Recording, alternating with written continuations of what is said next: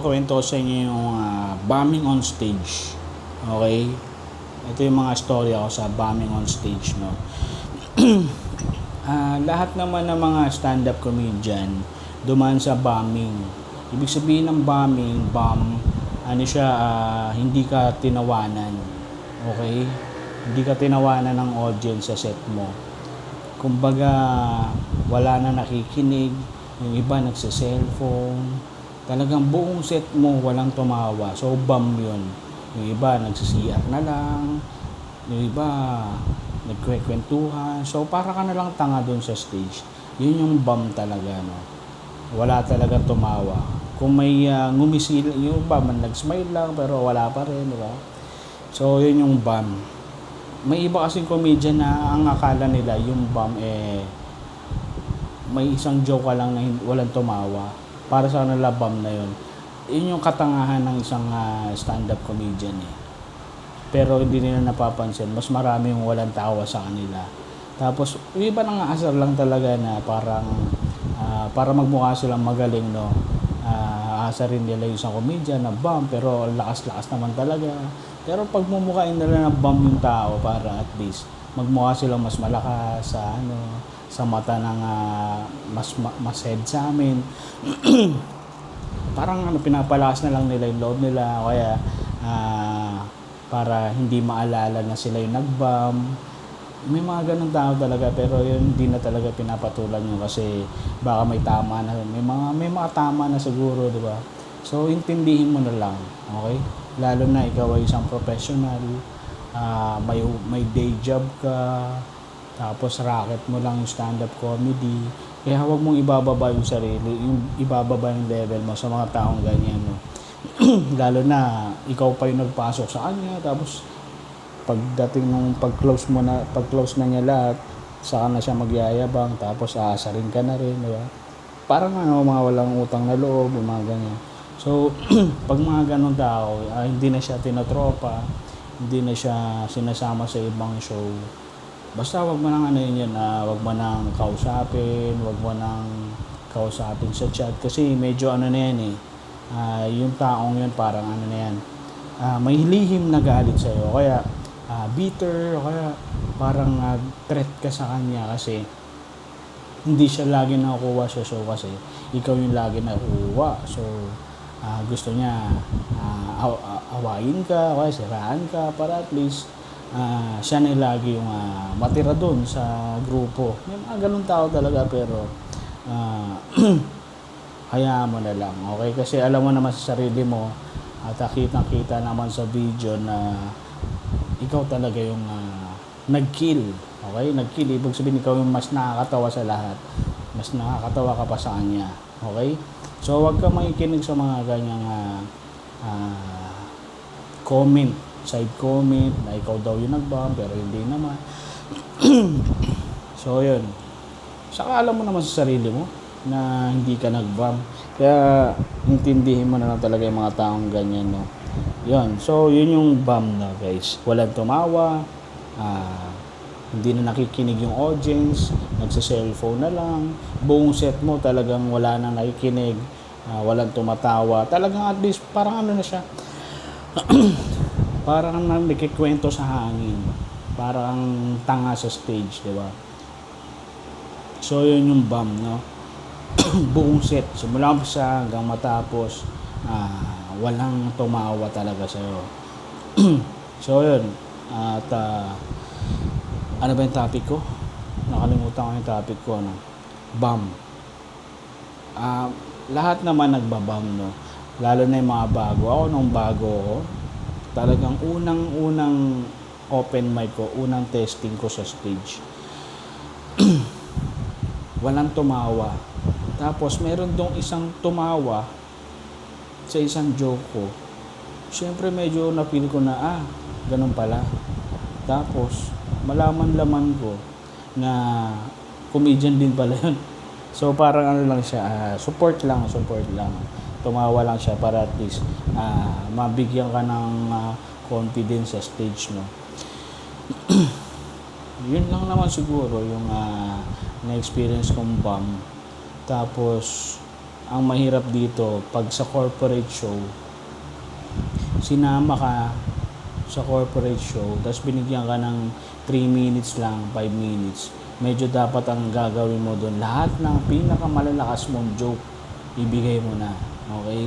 Pero ang mahirap nito, paano mo pagkakasyahin yung malalakas na joke na yun?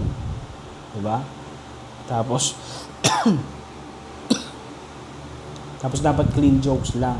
So, ang mahirap dito, no, kung bibigyan ka ng 3 minutes lang, 5 minutes, medyo yung sa isip-isip mo, gusto mo pang magpatawa na matagal eh. Gusto mo pang ibatutong lahat ng joke mo na to eh.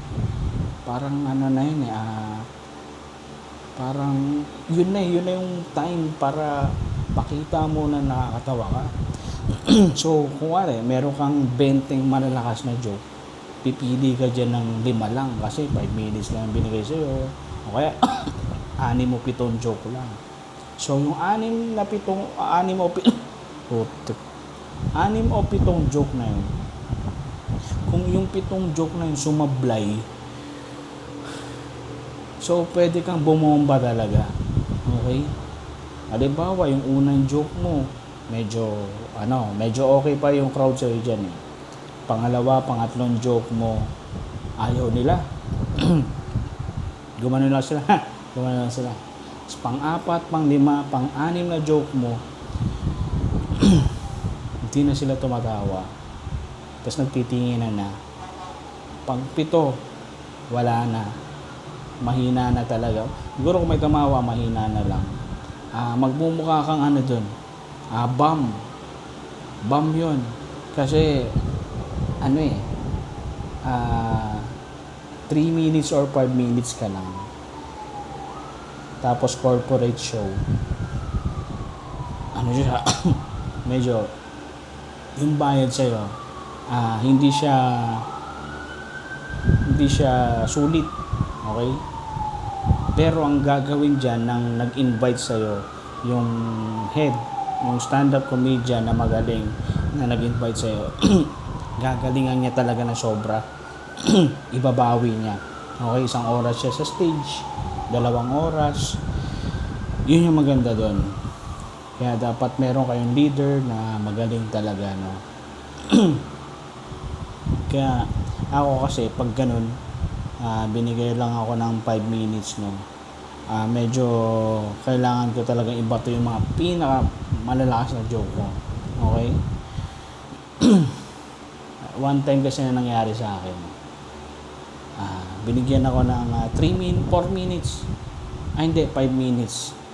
So, sa 5 minutes na yun, dapat ang joke ko lang doon, 4. 4 lang yun kasi yung tawa ng audience, kasama yun sa 5 minutes eh.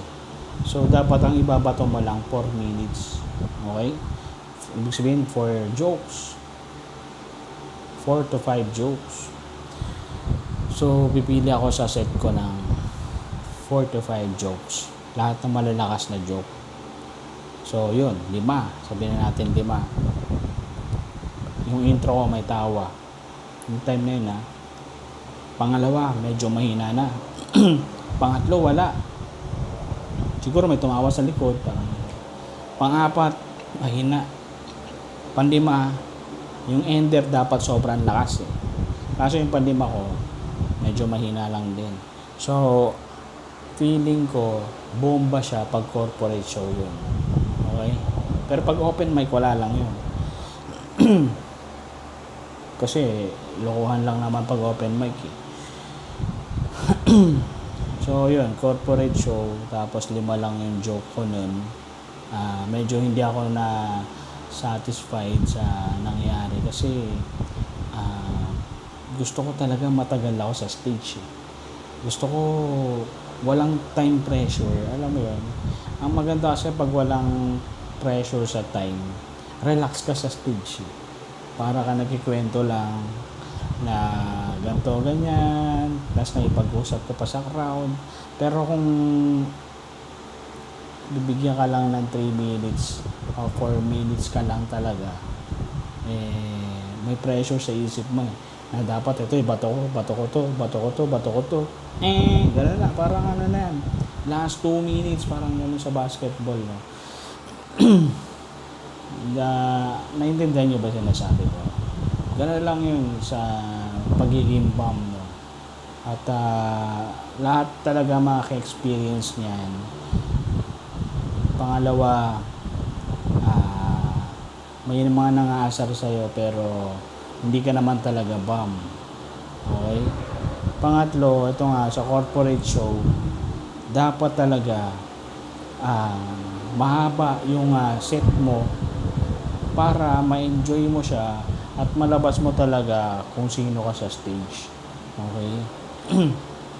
Mabigay mo lahat ng joke mo at yun lang naman siguro yung para sa akin about bombing. Okay, next time ulit.